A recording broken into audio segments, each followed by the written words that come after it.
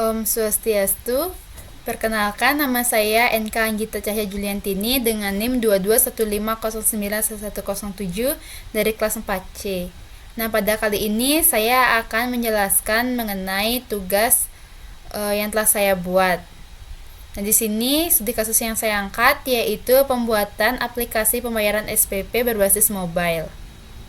Nah, aplikasi pembayaran SPP ini merupakan aplikasi yang dirancang untuk para siswi SMA atau SMK untuk melakukan pembayaran SPP tanpa harus datang ke sekolah dan hanya dengan pembayarannya itu online saja. Nah, ini merupakan tampilan dari beranda dari aplikasi pembayaran SPP. Kemudian ada menu yang kedua yaitu menu pembayaran. Nah, menu pembayaran ini merupakan berisikan rincian pembayaran yang harus dilakukan oleh siswa tersebut. Dan di sini terdapat nomor induk siswa, kemudian nama siswa, kemudian tagihannya, kemudian ada total tagihannya. Nah, selanjutnya siswa untuk melakukan pembayaran dapat mengklik button bayar dan kemudian akan keluar sebuah kode virtual account yang dapat digunakan oleh siswa tersebut melakukan pembayaran. Kemudian di sini juga terdapat jumlah pembayarannya dan kode tersebut hanya berlaku 24 jam saja. Setelah itu di menu yang ketiga itu ada catatan pembayaran.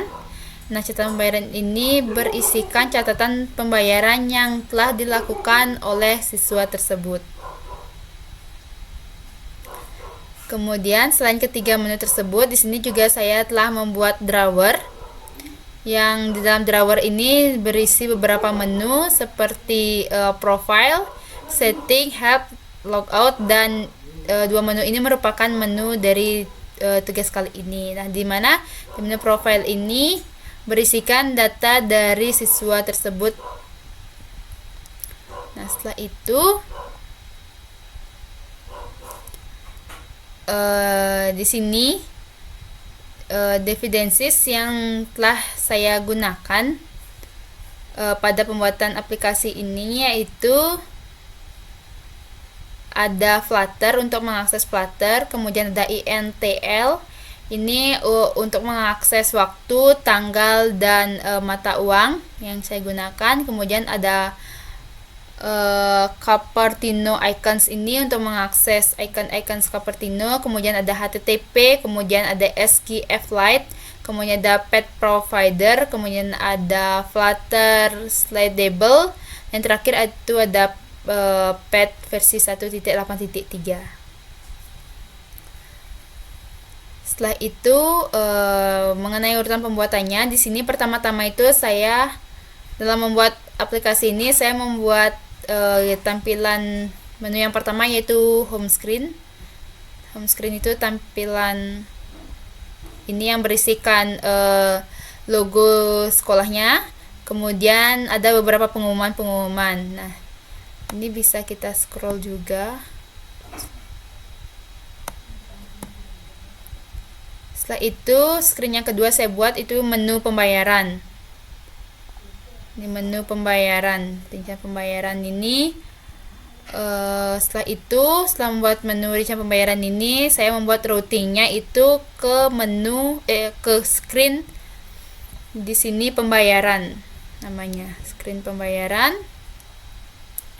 Setelah itu selanjutnya saya membuat screen catatan pembayaran.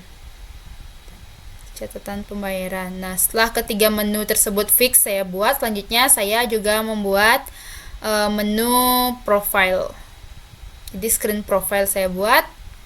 Setelah membuat screen profile ini, saya membuat screen untuk menampilkan Funtek Data News. Nah, seperti ini.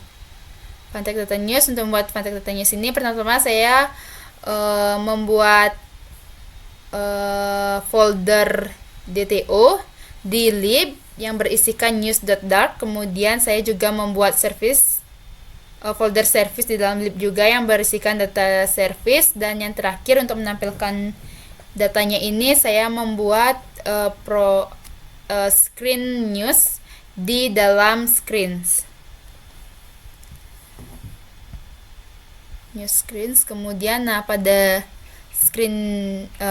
pada menu ini kita dapat melakukan create data, kemudian kita dapat melakukan update data dan delete data. Oke, contohnya sini kita akan meng-create sebuah data. Misalnya saya ingin membuat data yang namanya halo. Halo, kemudian bodinya saya sini masukkan hi. Oke, kita kirim.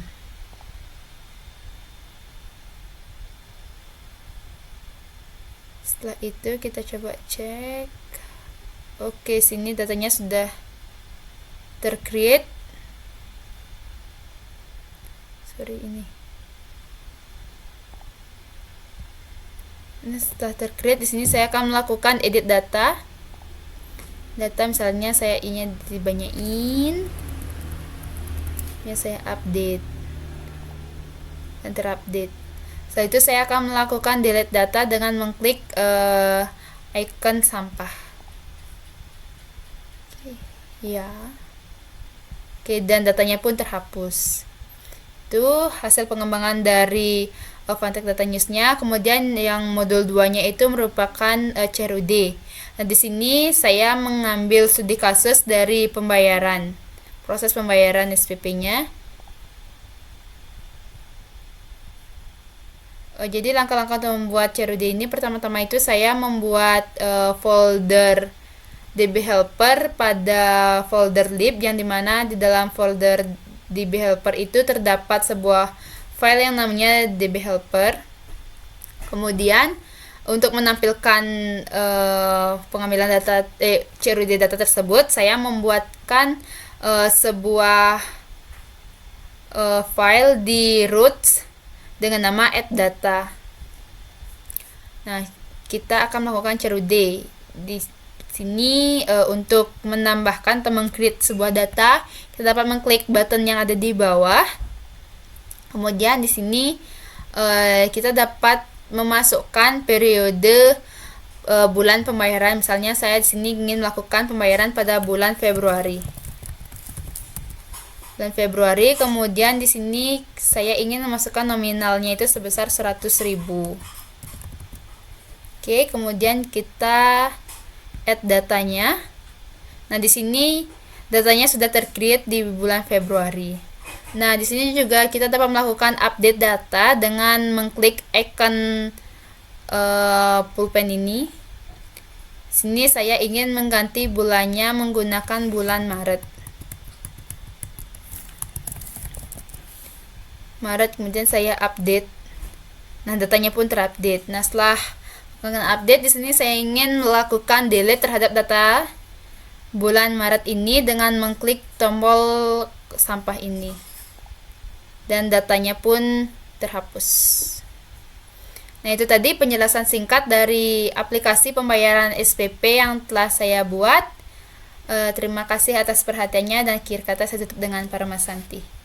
Om Santi Santi Santi Om.